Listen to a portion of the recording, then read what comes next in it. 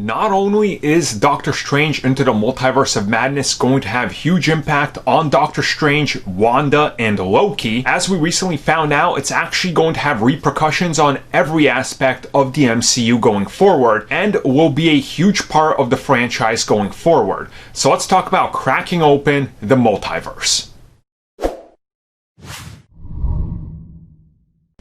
So recently, doing the rounds, doing the interviews, Kevin Feige, the guy running Marvel Studios, talks about the aspects of the MCU, how far it's come, and of course the multiverse gets brought up. I will link it in the description down below for you guys, so you guys can check that out for yourself if you want to read the entire thing. There is some rather lengthy quotes in there, but we're going to talk about specifically the multiverse. So here's what he said, and I quote, "When we first started the MCU, it was all about Tony Stark, introducing the world to Tony Stark and that Iron Man armor. Then we went on to teach people about Asgardians and learn about super soldiers that brings them together in the Avengers. I've always loved space movies, and I've always loved big intergalactic tales, which is why we did Guardians, and the audience came with us, so we could do a movie like Endgame. I always wanted to do time travel, which is what we finally got to do in Endgame. The multiverse is the next step in the evolution of the MCU, and Doctor Strange Into the Multiverse of Madness is going to crack it open in a way that will have repercussions for a Disney Plus series before it that's not WandaVision,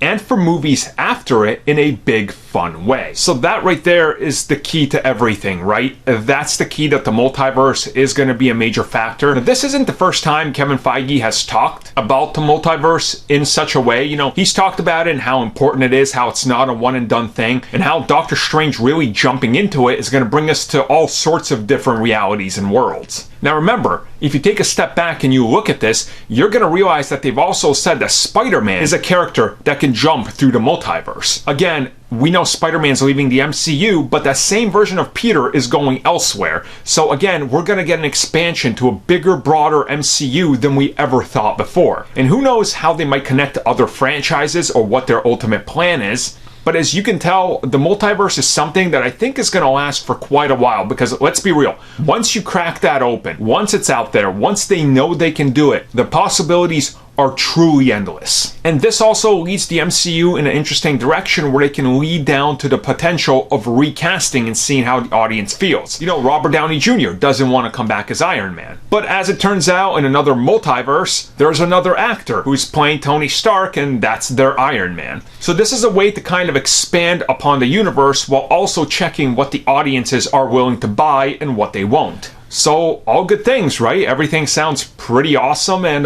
you know, I can't wait to see what they do with the multiverse, because I think once you combine Doctor Strange and the Fantastic Four, specifically Reed Richards, the multiverse suddenly looks like it's going to be more interesting than any of us thought.